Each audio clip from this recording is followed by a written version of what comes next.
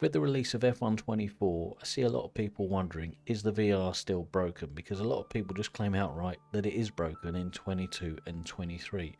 And I'm not really sure what they're talking about because I've been playing a lot more of 23 lately in the Pimax Crystal and I've not had a problem. I'm enjoying it, it looks good, performs good, and fair enough, I've got a 4090, so if it's only performance people are talking about, that's one thing. But that doesn't seem to be the case.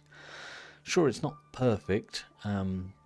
Visuals are generally great, you know, close up certainly crystal clear, but in the distance, okay, maybe it's not as sharp as some sims can be, but then again, the tracks are a lot more detailed than a lot of sims, the environments and so on. And yeah, so it performs pretty well for me, and I don't really see the problems people are having, but it's not perfect. Cutscenes, for example, are just skewish, you know, they're out of proportion, the aspect ratio is squished, stuff goes off screen. And so it could be better, and certainly for a lot of people it could perform better.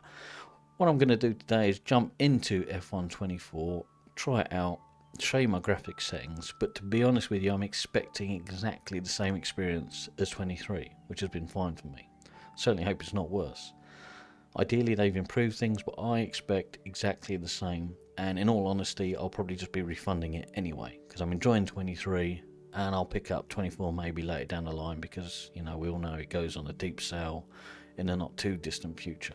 Anyway, with that said, let's jump in, have a look at my graphics settings, and then we'll hop on track. Okay, so we've been playing for a bit and I've already noticed a few problems. First off, this isn't going to apply to many people, but F124 doesn't seem to handle the next level racing V3 motion seat very well at the moment, and of course that can be down to the motion seat software or F124, I don't know, but there's no motion compensation with VR like there is in 23, and even with my settings turned down, it's throwing me around like I've turned it up to 400% for some reason. I don't know why. So I don't know what that's about. Anyway, that's not going to apply to many people. Now, graphics settings. I'm just going to show you what I've gone. Basically, everything ultra. I don't know why you can't obviously have ray tracing, I guess, in VR, unfortunately.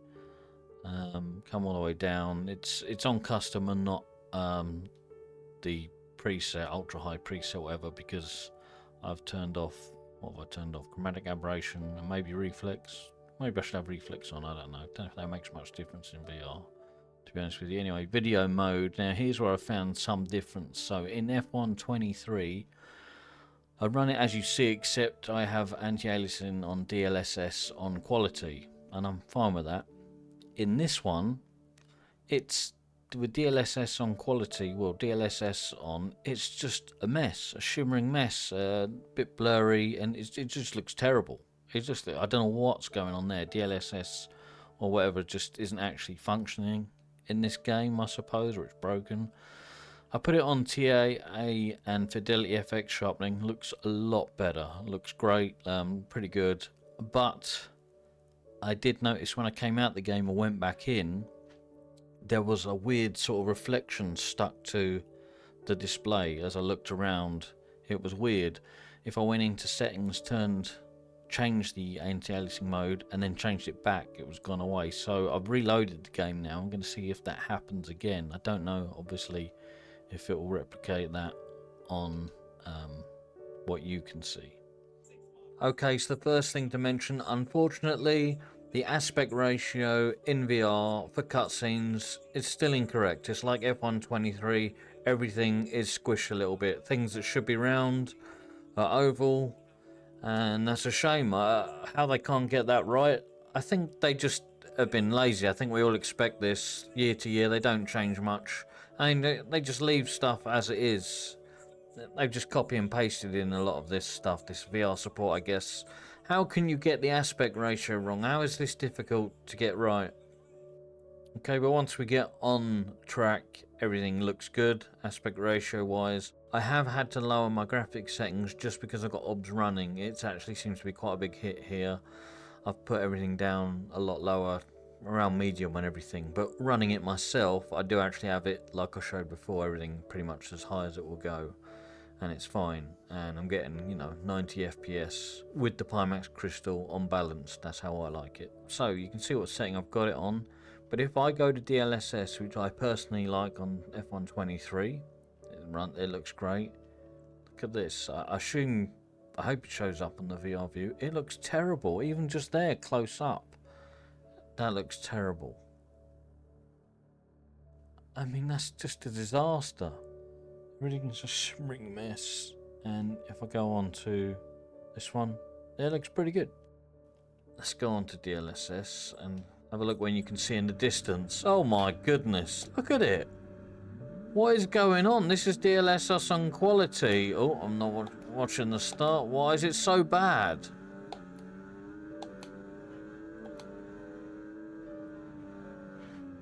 Not going to pay attention to my driving. Look at it. Oh my god, it's horrible. That is horrible. So let me just pull over here where we can actually see into the distance there. So I don't know what that's about. Video mode. Put this back. See it change. Bosh. Looks fine.